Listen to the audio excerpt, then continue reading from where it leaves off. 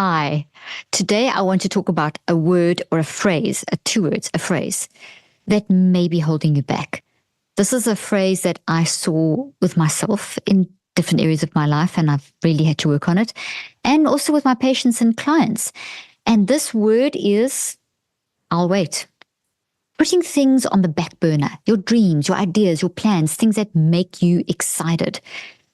We all use the word I'll wait, and sometimes you have to say I'll wait because there's some things that you just can't do right now because maybe you've just had a baby, so you can't exactly go and, open a restaurant or something because you just had a baby. But there are things that we have that we love and want to do, and they become part of our life plan, and we talk about them a lot, and then we just say, I'll wait maybe for the rainy day to go away, to have more money, to when my kids are older, when I finish this or when I finish that. And those things that are core to you, to your essence, get put on the back burner.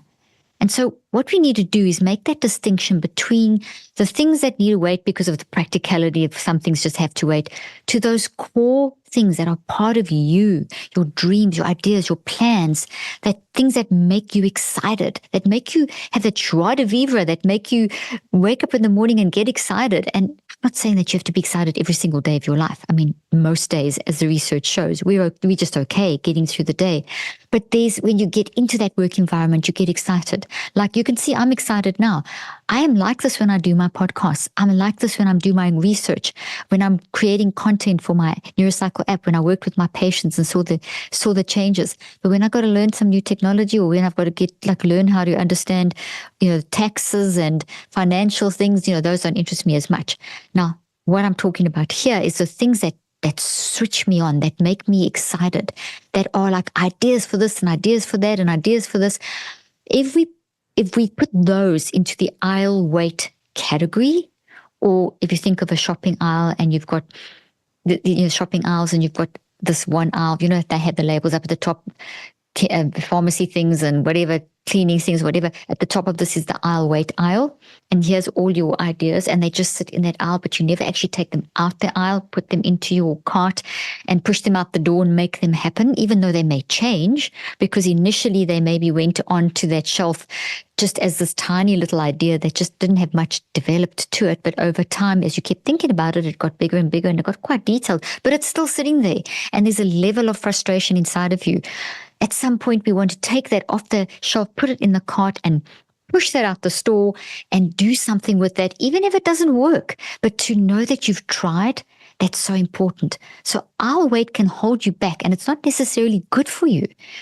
And as I said, you've got to make the distinction between the I'll wait of stuff that, just needs to wait because it's practical, to the core stuff. So we need to ask ourselves that question.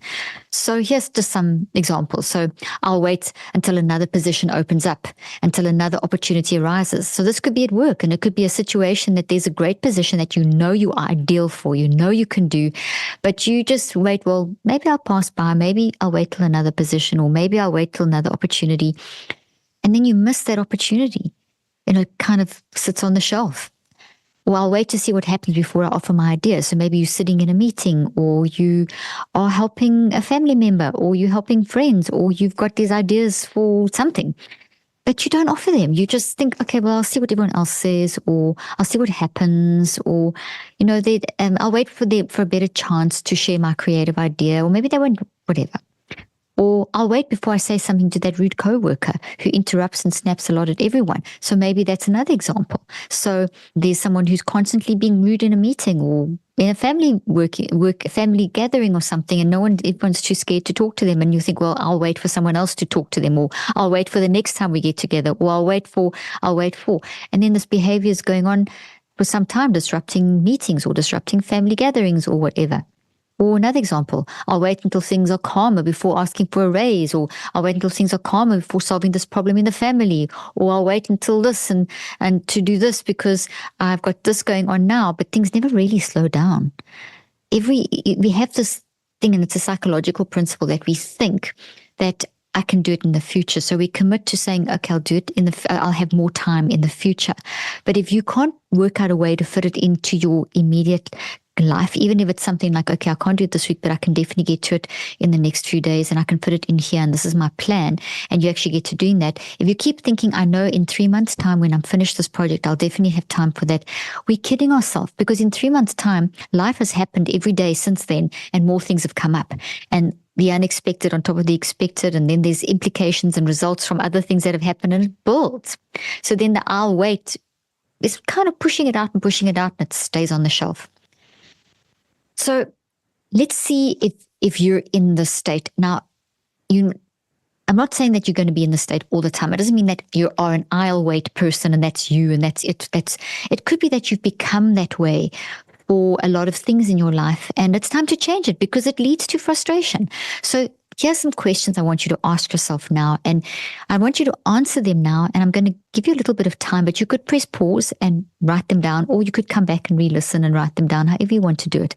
But let's start asking ourselves some questions, because I'll wait that deal with these core issues of your essence need to be manifested in some way. They need to show up in your life in some way. And even if they're a total mess, at least you've done them, because if they're a total mess and don't totally work out, you'll know what not to do, but at least you've tried. And you know that old cliched phrase, it's better to have tried and lost than not to have tried at all. You know, that frustration, so many people will say, and there's been so much research on that as well, that people go to their deathbed and they wish that they had done this and this and this and this. And often it's related to obviously sorting out issues with family members, sorting out, spending more time with family members and following their dreams, following their bucket list. If you've got a bucket list, start fulfilling it. For example, my husband had on his bucket list, he always wanted to go to Mongolia. He loves Genghis Khan and he loves that history, and he can tell you every single thing about that history, and he just loves that. And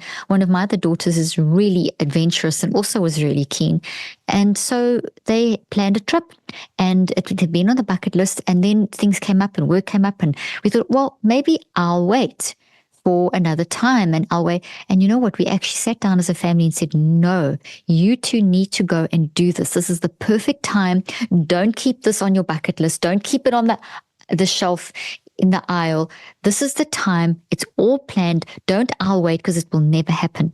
And they went, and Mac fulfilled his dream. Dominique fulfilled her adventuring dream. They're riding horses across the steppes. I mean, it was just, they had the most phenomenal trip, filled with all kinds of rich experiences, a father-daughter trip. I mean, it was just amazing. And it satisfied something deep down inside of them. So the first question on determining if I'll wait is because of potentially perfectionism. So sometimes we'll have an I'll wait mentality is because of perfectionism. So it could be perfectionism in disguise. So you don't want to do it because you're worried that it's not going to be absolutely perfect. And it has to be perfect in order for people to accept it, or you don't want to fail. You don't want anything to go wrong. So just in case it's not going to be perfect, you won't build that house. You won't do that trip. You won't take that chance.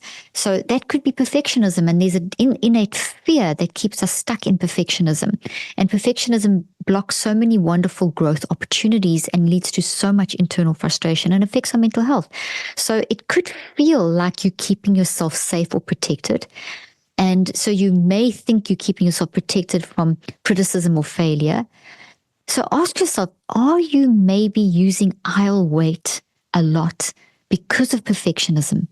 Are you using I'll wait because you're scared of criticism or failure? Are you potentially doing this? Just take a few moments now to think about that, and just, take out either your phone, on your notes section of your phone, or on your computer, or on a piece of paper, or if you're driving, carry on listening, and when you get back home, stop and grab a piece of paper or whatever and write and answer this question. But just think, I say I'll wait a lot. I do tend to say that. Is this maybe because I'm a perfectionist and I don't want any criticism or failure? I wonder where this is coming from. So you may have kidded yourself that you're being wise, waiting for the best time. And maybe you are, but you need to question that. Am I waiting for the best time? And is it really the best time I'm waiting for? And am I actually going to do it? Like the best time to go to that trip or something? Or am I just waiting for the best time and the best time never really arrives? Or maybe you are avoiding discomfort. You just don't want to be uncomfortable in case it doesn't quite work out and you feel like a failure in front of people and you feel embarrassed. But boy, you would have learned what not to do. So just take a few moments and see, are you doing this? Are you using I'll wait? Are you in the I'll wait aisle of that store in your mind? And because of perfectionism, you are I'll waiting. Question number 2, to determine if I'll wait is holding you back in terms of potentially people pleasing. So are you an I'll waiter because of perfectionism, or are you an I'll waiter because of people pleasing? So you'll wait to satisfy your own need because you always want to people please. It could be people pleasing in disguise, like it could be perfectionism in disguise. But each I'll wait lets a colleague, a family member, a friend get ahead of you. Children, friends, whatever, knowingly or unknowingly will manipulate you, and this will lead to resentment and frustration and feeling undervalued.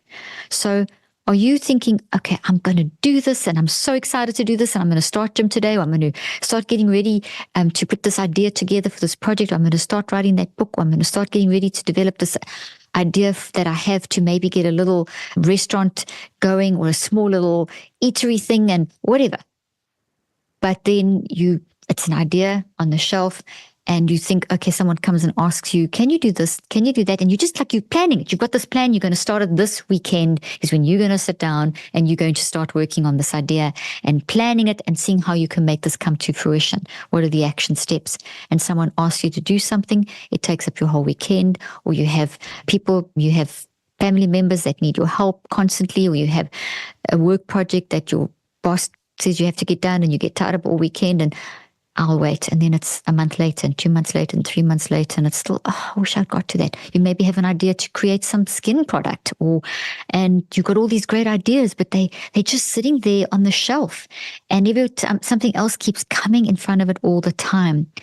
And how does it get there? Because people are asking you to do things that you don't really want to do, and it's taking up your time that you could be using to fulfill this essence idea, and you slip into I'll wait. So are you doing that? Are you an I'll waiter that is maybe people-pleasing in disguise? Question number 3, on determining if you're an I'll waiter in terms of gaslighting yourself, and this is toxic to your life. Are you gaslighting yourself? Are you basically suppressing? We hear so much about gaslighting, but are you basically you have this idea and it bubbles up and you get excited and you think, oh, that's a silly idea. That's crazy. How can I even think about that? I would never be able to do that. We find ways to put our own dreams that we don't feel good enough because we don't feel good enough, or we don't think it's a real dream, and we instead embrace the inner critic. That's gaslighting yourself. So you have, oh gosh, yeah, I've got this great idea for this restaurant. I've got this great idea for this skin product. I've got this great idea for this book. I've got this great idea to create this Facebook group that I know is going to reach out and help the community. I've got this great, but then you think, oh, who's going to listen to me? Why would that help anyone? What if, why would I even think that? Where do I think I am coming from that I can even begin to dream this? It's ridiculous. And you gaslight yourself. Question 4, to determine if I'll waiting is doing something to you, like creating a vicious cycle in your life. Are you creating a vicious cycle of you have an idea, then you stress, self-doubt, dissatisfaction? So you get this vicious cycle going. Are you stuck in a vicious cycle? You've got the idea, you've got this dream, you've got this wonderful thing, and then you get stressed about it, you start doubting yourself, and then you start getting dissatisfaction, and that then leads to this vicious cycle. So are you maybe in this vicious cycle that you get the idea, but the stress, the self-doubt, and the dissatisfaction keeps you stuck, and then you just stick it back on the shelf. And the longer you wait, the less confident you'll feel. So the longer it sits on that shelf, the more that you're going to stress, the more you're going to self-doubt, and the more dissatisfaction you're going to feel, the more frustrated you're going to feel with yourself. The more your fears may intensify, and the more you'll put things off. Is this you?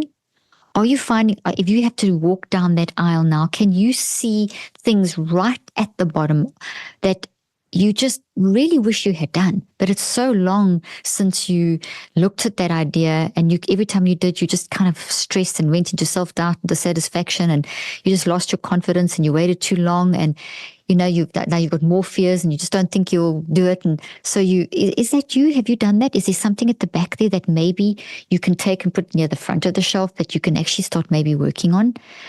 Can you tell yourself that the perfect time never arrives and your situation won't magically improve without deliberate action, which requires bravery? Have you maybe experienced this? I mean, it requires a lot of bravery to take aisle weight into action, to take the steps of walking down that aisle and asking yourself, what of these ideas here? Because the aisle's full. You're not going to do all of them. And it's great to have a multiplicity of ideas. Like there's a multiplicity of different things on the shelf in that store. But there's 5. If you stand back, you'll see of all of these, there's 5 or 6 of these that really are my core essence. I really want to do these. And have I been blocked by perfectionism, by people pleasing, by this toxic stress cycle, by gaslighting myself, all these different things? Have I been doing this? And is it leading to this inner dissatisfaction? Okay, so I can ask myself those questions, write them down, think about them, and then let's do 2 little tips that you can apply to help you to start spotlighting on that shelf, finding them, and then, because you can, as you go through those questions, it's going to make you look at that shelf. So you're going to become aware. So tip number 1 is to become aware. Become aware. Are you an aisle waiter because of the people pleasing, or the self-gaslighting, or you got in that vicious cycle and just kept putting it off, and now there's such a lot of distance between them, and so on? Or is it perfectionism? So you've become aware. So catch yourself and ask why. Ask the questions why. Is it one of those 4? So you become aware, you look at that aisle, you catch yourself, and you ask why, and then write that down. Okay, so tip number 1, in summary, is to be aware of these questions I've asked you. So to go back, look at those questions and become aware, and visualize this as you walking into the shop of your life, and there's the aisle of your dreams. And which of those are the ones that are the most important, that are core to your essence of what you really would love to do? You become aware of those. Ask yourself, why haven't I done those? Is it one of those reasons? And dig a little deeper, and then write that down and describe it. Because already just doing this has pulled that from your non-conscious into your conscious mind, and you now are becoming empowered to have autonomy over the situation. The awareness, the catching yourself, the asking why, the writing and describing is giving you autonomy over this situation. Then tip number 2, counter this. So you've become aware, you've written it down. Now counter this. Okay, so I've written down these 5 things of the 1,000 things that were up there. Or let's not exaggerate. Let's put of the 100 ideas that you've had over the last 20 years, there's these 5 that have definitely fallen into that core essence of what I want to do. And I definitely haven't done them because I've been an aisle waiter, because of this one is maybe perfectionism, that one is maybe perfectionism and people pleasing, that one's definitely gaslighting. So you write it down. And now start countering this. Schedule a time to focus on your dreams and work out the small steps. So look at those 5, take the top 5, write them down, and take the top 1 and start countering it by working out steps. Simple ones. So for example, if you want to, I keep bringing up the restaurant thing, so let's talk about the restaurant. Now, maybe it's your dream to start a restaurant. Maybe it's a small little restaurant that's from a mobile restaurant. It doesn't matter what it is. But write that down, and that's top of your list. Write that down, and you've got the reasons why people pleasing or whatever, so you've got those reasons. Now, what are some simple, practical steps that you can do right now to start moving you in the direction of action? Really simple. And it could be taking your top 10 favorite recipes and starting to practice playing around with those, and maybe making a menu and actually make those recipes up and start and spend a weekend cooking all those recipes and inviting your friends around to come and eat them. So that's a simple step to practice that. If you wanted to get a home improvements, if you love home improvements and you just feel like you just got an eye and you're forever helping your friends, and maybe you want to start a home improvements Instagram. So what can you do? You can sit down, make a list. Okay, I've helped. This is what I've done in my house. Let me take photos of that. Let me go to this friend's house. Let me take photos of what you did for them. And so you go through and suddenly you've got 50 photos. Start on Instagram and upload those photos and describe what you did and see what happens. Those are not difficult things to do. You're going to eat the food anyway. You love taking photos of your home improvements and putting them on Instagram, even if you have to get someone to help you create an Instagram account and putting them on is a fun thing to do. If no one looks at it, it doesn't matter. You've started the process. Okay, so quickly, tip number 1, become aware. Walk down that aisle, identify the ones of all the ideas which ones were really core to you, and you've done an aisle wait on them. What's your reason why? And then write them down and describe them in detail. And then step number 2, schedule a time to focus on your dreams and work out the small steps. So if you decide that this weekend, on Saturday, from 9 till 11 in the morning, you are going to take the time to work on what you've been aisle waiting on. So your recipe, work out those recipes for that restaurant, start working out how you're going to take photos of the home improvements you've done in your house, whatever it is. And you do it and you stick to that. And if something comes up, someone says, hey, can you do this for me? Don't people please. Unless obviously an emergency comes up, but stick to that. Make sure you get that done. And you'll feel so much better about yourself. Okay, so we can go a little deeper. And what do you do to stop this aisle wait cycle? So let's go a little deeper. So let's say that you've done the step 1 and step 2, and you see, yeah, this is a pattern. And you see that this perfectionism is blocking you, and you've done tip 1 and you've done tip 2, and you've written it down, and you see it's people pleasing, perfectionism, and you've started writing down the counter, but you're backing to stick to it. So maybe what's happened is it's wired in as a habit. It's become this habit because you've been doing this maybe for longer than 9 weeks. Ask yourself, have you been doing this for longer than 3 months? It takes around 9 weeks, 63 days, 9 weeks, more or less 3 months to build something into your networks, your non-conscious mind and your networks that will drive you. So our weight could have become a habit. I'll wait linked to people pleasing is a network. And it's in that network is a lot of frustration and emotions of frustration, anxiety, irritation, overwhelm, resentment, etc. Because it's this thing building up of great ideas, but they're blocked by all the I'll wait people pleasing moments. Or just to give you an idea. So you're not going to undo that with just tip 1 and tip 2. You need to go deeper. You need to see this is a pattern and you need to commit to 63 days. And it's worth doing this. You can get on my Neurocycle app. If you're doing already work, if you're already on the Neurocycle app and you're working on something, you could do this parallel to that because this is not that difficult to do. You could spend less time on this than you could spend, honestly, 5 to 15 minutes in the first 21 days and then around 5 minutes the second 42 days. But basically, you're going to need to rewire your mind-brain-body connection. You're going to have to unknot and unravel and take that toxic energy off so that you can, it's like this, almost like a sleeping beauty in the tower. You've got to get all those brambles off and get that out of the tower and get that thing happening. And that's not going to happen overnight. You're going to have to do your Neurocycle daily over the 63 days to unwire that people pleasing and find out more about why you're doing it and get your plan of action in place. Each act of reach every day can be something that can help you then move in the right direction. Okay, so you're going to do a Neurocycle to do that. So let's just do a little one together. So as you all know, step 1 is gather awareness. So this is on top of you've listened to this podcast, you've done those basic 2 tips, you've asked yourself the questions, the first part of this NeuroLife, okay? So now you're going to specifically start doing a Neurocycle, and this would be day 1. And what I've done in day 1 over here, what I'm going to go through with you now, you may not achieve all of this on day 1, and that's fine. Remember, it's a little bit every day. It's way more successful to do a little bit each day. Mini Neurocycle, mini habit, each mini part of the habit, all cumulatively building towards the I'll wait stopping and converting into the action and fulfilling of your dream. It's going to be a little bit at a time. So I'm giving you some examples here, and then you can just dive deeper and run with it. So that's just to get you going. Okay. So when you catch yourself saying, I'll wait, pause and dig deeper by facing and embracing. And let's now make a little sentence on each signal. I just said, I'll wait. Oh my goodness, it's on that shelf.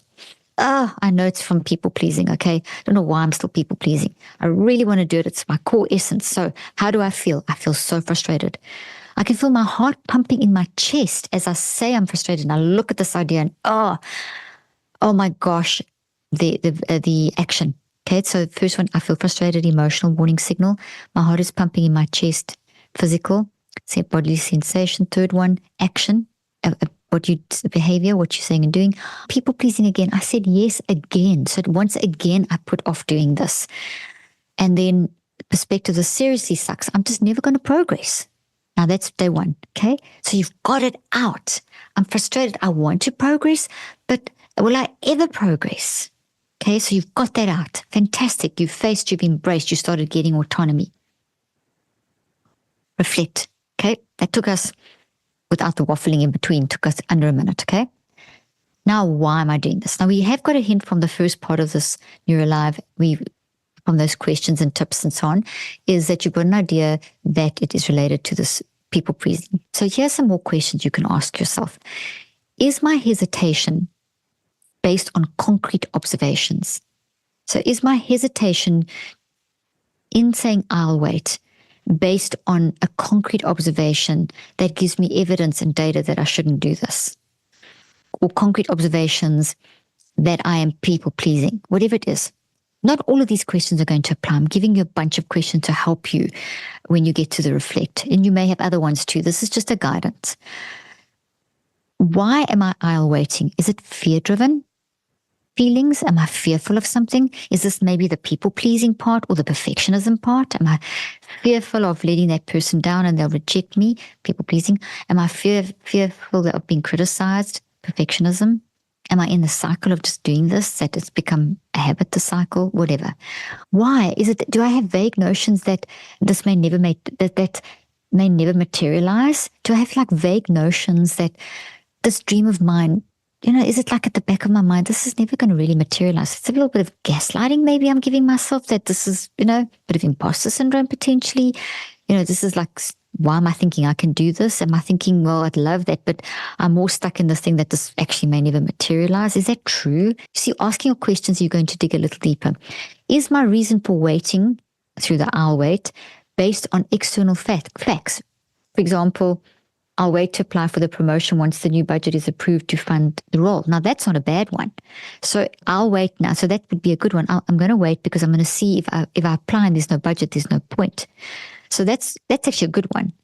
That's an I'll wait that actually, works as long as you do apply. But if the budget is approved and you don't apply, then you're stuck. Why didn't you apply? Why didn't you, even though there was a budget? Were you scared of rejection? Was it that perfectionism thing coming again?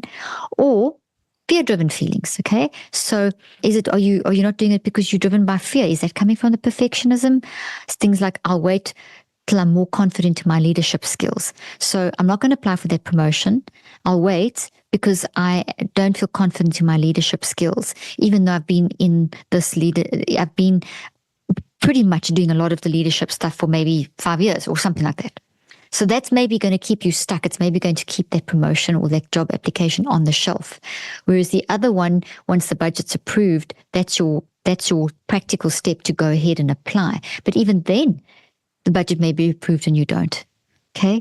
So if you can answer these questions and you can see why, as soon as you have more insight, you're tapping into your wisdom. When you tap into your wisdom of the unconscious mind, it starts helping you to move forward and actually apply and start developing steps to make this core essence dream of yours that you are waiting happen.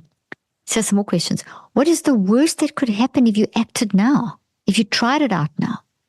Is this outcome really likely? The worst thing? I mean, how likely is it? For example, if I share my idea, my boss will think I'm pushy and it's silly and think it's a silly idea. So that's the worst that can happen. Okay, so you say it. So is it that bad? I mean, is this your boss the only person in the world is this maybe your boss missing it? Is your boss maybe jealous? Or maybe if it isn't a great idea, can you take the feedback and see why it isn't a bad, and ask your boss why it isn't a great idea? So, what's the worst that could happen?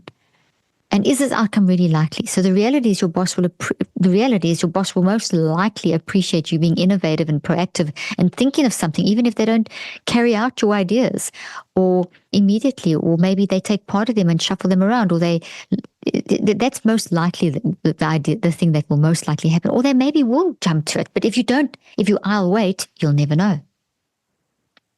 So here's some more whys, giving you lots of whys. Am I waiting for something specific to change? So if you're waiting for something to change, you could wait forever. And what specific thing is that? What are you waiting for to change? See, asking yourself these questions is digging deeper, okay? Or, jumped. Or am I waiting for a sense of readiness? Am I waiting for... Now, if you're in that cycle, that fourth question I asked you, of like waiting, you're never going to have that sense of readiness. You're going to be waiting for something elusive. So you need to learn how to read that readiness signal. And sometimes it's going to be, like a sense of peace. That's a really great way of telling if you're ready for something. A sense of peace that, hey, I'm going to do this. It may not be totally done well, but at least you've taken the step to do it. So you've got to take that first leap to learn to read the readiness. So if you in the cycle of I'll waiting and you've developed that habit, you're not going to read the room. You're not going to read the readiness. For example, I'll wait to volunteer to run lead on the literature review for the study in case I make the wrong choices. This is vague and ambiguous. See, you want to be more specific. What are you're just going to sit back and wait. Meanwhile, you could be amazing at doing literature reviews, in which case you got a whole career there, because doing literature reviews for people that write scientific papers is such a skill. And maybe deep down, you've got that skill and you're too scared to show that you have that skill. And then you're missing out, and so are the people that you could benefit from your skill. Okay, so there's an example. You could say, I'll wait to volunteer to run lead on the literature review for the study in case I make the wrong choices. So I'm using this example because I write science papers, and we have people in our team that are really good at literature reviews and needed a little bit of encouragement to actually go ahead and do them and see how good they really were. Okay, so versus I'll volunteer for this task and explain I'm open to guidance. Can you see the difference? The one is I'll wait. I think I can do this, but I'm just going to wait. Versus I'm going to volunteer, I'm going to do it, and I'll explain I'm going to try my best and I'm open to guidance. Okay, so the first is vague and ambiguous. The second one has a clear condition bound. It's clear. It's condition bound. Conditions showing that you're willing to take action and are open to help. That's good. That's what you want to do. And if you don't want to do that, there could be the perfectionism, people-pleasing thing that's happening. Okay, so then the third step is to write your responses on a blank piece of paper or in your phone or wherever you want. And I'd recommend a blank piece of paper, get a journal, maybe an art pad, because they've got nice big pieces of blank paper, right in the middle, the I'll wait and what the dream is that you're waiting on. And then you're basically going to write your responses from the gather awareness and the reflect on a page. And then just mindstorm. That should be mindstorm, not windstorm. Now, the third thing is to write your responses from your gather awareness and your reflect. On a blank piece of paper, in the middle, draw a circle, write the name of the I'll wait, and what you were waiting for, what you want to work on. And then you basically fill in all the stuff, those 4 sentences of the emotions and body sensations, etc., and answering these questions. So you may want to have the piece of paper, go back to rewind this neural life, and then just go back to the part where the questions are, go to the gather awareness. So you may want to, in other words, you may want to write while you're doing the gather awareness. You may want to write while you're doing the reflect, because there's a lot to remember.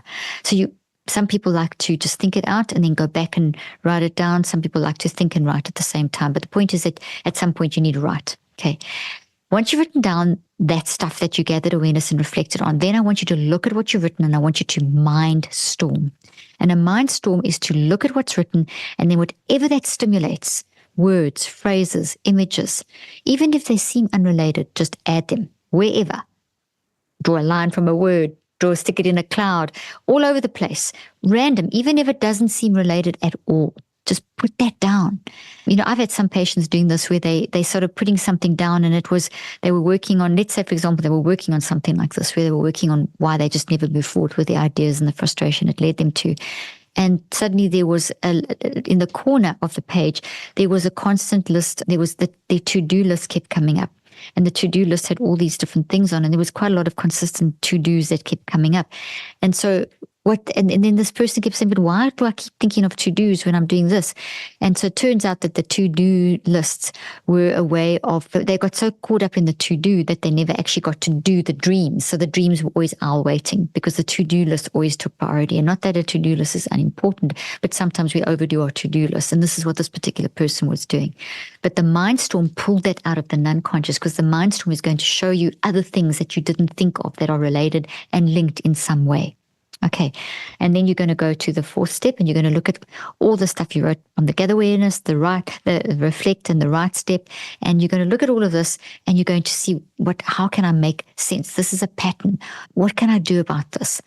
How can I can see something's going on here. What can I do about it? I can definitely see this perfectionism coming through, or a combination of perfectionism and gaslighting, and it's coming from fear of this and whatever. So you want to, and so here's some examples. So maybe you have been saying things like, I'm just gaslighting. I'm not good enough. I'll never be able to do this. So you can and you see that coming up a lot in your, from doing the 3 steps, and it's in your written step, you'll see this not good enough coming up often, and you see it's this gaslighting, and you realize you've been gaslighting. So now you can actually define your criteria for good enough. And so if you think you're not good enough, what are the criteria for good enough? So you could have a column, not good enough, and you've got all this not good enoughs. Now ask yourself, what is good enough to achieve this that I'm waiting for? And then you could have action steps. So not good enough, what do I need to be good enough? Action steps, something like that. So that's what it's recheck helps you look at the pattern and reconceptualize it, see it in another way. What can you do about it? How can I look at this in a different way? So by saying, I keep saying, I'm not good enough, I'm gaslighting myself, this is a pattern. So, and I really want to do this, but I definitely can't see myself doing that. So put that there for a moment and say, okay, what do I consider would be good enough to be able to achieve this? Okay, then how can I counter that? They're not good enough, and then with what action step can I do to counter that? So examples, here's another thing, second point here, set realistic benchmarks for taking action that don't demand perfection. So that's really, sometimes we set ourselves very unrealistic, very big steps, but if you can set yourself little tiny steps. So this is what I think would be good enough. What are my tiny steps for achieving this good enough? And when you write it down, when you go through the sequential way that I'm taking you through, you're going to dig into your wisdom and you're going to find this. If you just kind of sort of do it randomly, not in this very sequential order and dedicated way each day over the 63 days, you're going to just kind of never really move forward. You're going to keep revolving. So this helps you evolve, move forward, progress. And you may not be able to even see the pattern on day one. You may not see that it's a not good enough gaslighting situation. You may only see, but each day is a little bit of movement forward. So you may only get to this point where you can see a pattern and see that you work out the benchmarks for taking action or whatever that don't demand perfection. If perfectionism was the thing that's holding you back, it may take till day 14 to find that. And then from there, you dig deeper and so on. So here's just an example.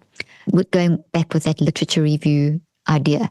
I will share my literature review in stages to see if I am on the right track. If I am on the right track, instead of doing the whole thing. So I'm going to break down my steps of what I want to do into smaller, manageable parts, which activates the progress principle, which is feeling encouraged when hitting smaller milestones along the journey. Okay, so the example there was the person is going to if I go back to the previous one, I use the example of I'm waiting for a sense of readiness. I'll wait to volunteer to run lead. Or I could say I'll volunteer and explain that I'm open to guidance. So taking that same person, I will share by the time they've gone through all the steps to this point in the recheck, they could say something. This could be something that they could say, okay, I'm going to do this. I'm scared, but I'm going to do this literature review. I've already said I'm open to guidance, and then I'm going to share it in stages. I'm going to do just one part, and I'm going to see if I'm on the right track instead of doing the whole thing, and then get feedback. So that means that You can break down your steps. That's what I mean by setting little realistic benchmarks, tiny little action steps. Break it down into manageable parts. What can I do today? I'll do I'll find 2 research articles for this literature review, and then I'll send it through to the team and say, am I on the right track? Not do 20 and then send it through and I'm totally off the right track. And then that's going to reinforce, oh, well, I shouldn't have done this in the first place. I'm useless. So it's tiny, little, smaller, manageable parts. We've heard this before. It's the little steps that build and cumulatively towards the big steps. And I know you know this, but are you doing it? And it's really important to achieve your dreams and to not keep putting them aside. Otherwise, you make these big steps and you just won't do them because they're impossible. But what can you do now that's tiny, small, and manageable? And then that'll activate the progress principle. See, the neurocycle activates this progress principle, which enables you to move forward. It's this evolving progress principle. But your network has to be untangled in this way, and you have to tap into an unconscious in order to move into the progress principle. And that's what these steps are doing. So, and when you're in your progress principle, you'll start feeling encouraged as you hit each little milestone. Oh, I did this today. Look what and now it's the next day or 3 days later. Oh, look what I did. I actually managed to find one good study and people loved that study. So I'm on the right track. I hit a milestone along the journey and that encouraged me to move forward. So I can plan this. So in my recheck, I see the pattern, I reconceptualize, I reframe it. This is what's happening. What can I do about this? The good enough column idea. It's kind of all the working out. Then still continuing the recheck. This is a pattern. What can I do about it? This is what we're looking at. So you want to build your tolerance for ambiguity. One of the things that can lead to gaslighting or any of those, the people pleasing and all these things is ambiguity. I don't know what they're going to say. I don't know what mistake I'm going to make. So you're going to build up your tolerance. So make a teeny mistake and allow yourself to learn from that teeny mistake. A teeny mistake that maybe only you'll notice. And then and see that, well, it's okay to make a mistake. It's not the end of the world. Or a little bit of someone, tell someone just a little bit of something and they give you feedback and you see, I actually could handle that little bit of criticism. And so you build your tolerance for ambiguity. You can learn over the 63 days to sit with tough emotions. It's not going to happen overnight. It's very hard to sit with tough emotions. And tough emotions like this battling to say no to someone, for example, that's keeping you in the aisle wait. It may take you time to be able to sit with this emotion when someone gets irritated with you, when you say no and stop people pleasing, or that sense that makes you feel uncomfortable. You need to learn to sit with it. It takes time. Fear of failure or the unknown. With practice daily, you can show yourself that it's safe to act despite not having the answers or any guarantees. So there's just no real answers or guarantees in life. I mean, things can change all the time. We go towards answers and goals and guarantees, but there's no guarantee it's going to actually happen. So with practice daily, you can show yourself that it's safe to act despite not having all the answers and any guarantee, all the answers or all the guarantees. And by doing the neurocycle daily, if that's what you need, you're building up your tolerance for those a little bit at a time. Just hearing that statement once is not going to help you. Me telling you can practice daily to show yourself that it's safe to act despite not having the answers. It's okay to act despite not having the answers. You're not going to have all the answers. I can tell you that you can relate to that, but it's not going to be real in your life until you've wired it in, until you've wired out the toxic thought that it's attached to you. Okay, so you will learn not to get stuck in procrastination. So let's say you're procrastinating. The I'll wait is a form of procrastination because you'll be better at navigating through discomfort and not avoiding it. So the big thing is that doing these 5 steps daily through this I'll wait and finding all the reasons is you learning to sit with uncomfortable emotions. And the recheck is helping you see that. It's helping you to talk through and reconceptualize sitting with the uncertainty and the uncomfortable emotions and the procrastination and so on. There's some more about the recheck. Over time, you'll become less put off by the potential setbacks or criticism, which are often hidden reasons behind the I'll wait. Over time, you'll get used to it. I'm stressing over time. You will not get used to this with just listening to this NeuroLive once and just doing step 1, step 2, unless, if it's a pattern. If it's a pattern, you're going to have to do the 63 days. And over the 63 days, over time, you'll become less put off by the potential for setbacks or criticism. So just the potential for a setback may be keeping you in I'll wait mode. Or the potential for criticism is keeping you in I'll wait mode. And you see from doing the neurocycle that you're stuck there. So you'll become less put off as you learn to tolerate little bits of setback and criticism at a time. which are often the hidden reasons behind the owl weight. And you'll be able to judge what's good and bad criticism because you're not just terrified of all criticism. You'll start seeing that criticism came from someone that really doesn't know anything about this. So I don't think that there's much I can get out of that. And this is really good criticism. Yes, it may have been delivered harshly, but there's good stuff to take off the harsh delivery, whatever. And that criticism then helps you to move forward. But it's doing it daily that will help you through the neurocycle. Over time, you'll start to believe that you have a valuable contribution to make because there is something you can see and do that no one else can do. And you can add value by completing the puzzle. So this is over the 63 days, that's what you're going to shift into. I'll wait, which is the fear of something, as we've discussed. As you work through it daily and unpick it daily, a little bit at a time, a few minutes a day, 15 minutes a day, you're going to eventually recognize that you do have value and that there is something you can do that no one else can do and complete the puzzle. So active reach, how can you then, as you're working through this, just very quickly, I've given you lots of reflect and lots of stuff here. You're not doing this all on day one. It's a little bit every day, just a couple of questions every day. These are just ideas to guide you, okay? So here's some ideas for active reaches. So choose one of your rechecks, whichever direction, and create an action. For example, over time, you'll start to believe that you have a valuable contribution to make because there is something you can see and do that no one else can see, and you add value by completing the puzzle. So that was one of the rechecks. See, over time, you'll believe, because that's something that you look at the pattern and you say to yourself, recheck is reconceptualizing. Okay, I don't really believe it. Over time, I am going to. As I do this every day, I am going to believe it. So let's say you take that and you want to do an action for that today. How can you get this progress principle in operation through an active reach, actively reaching to practice this? How can you practice this in your life? So you chose that, and then the action could be, I will breathe in for 3 counts saying, think, feel, and breathe out for 7 counts saying choose, and then I will offer my contribution with confidence knowing that I offer a piece of the puzzle. So there's an action. So now here you are sitting in a meeting and you've definitely know in your head that you can say something but that's valuable and necessary to this project. You're offering that magic piece of the puzzle, but your perfectionism or whatever it is that you've worked out stopping you. You've reconceptualized, you've done everything, and you know that you are in the process of training yourself to believe that you can offer something valuable, but you feel this self-doubt because it's only maybe day 3 or 4 or 5 into the neurocycle, but you've got this little action that you can do. You can breathe in, 1, 2, 3, and as you're breathing in for 3 counts, you're saying, think, feel, and then you're breathing out for 7 counts, but you're saying choose as you breathe out. So it's in 2, 3, out 4, 5, 6, 7, 8, 9, 10. So practice that timing.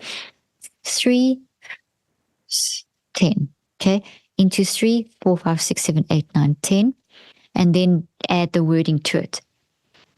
Think, feel, choose. And you can say it quietly in your head. Think, feel, choose. Now I'm going to do it quietly.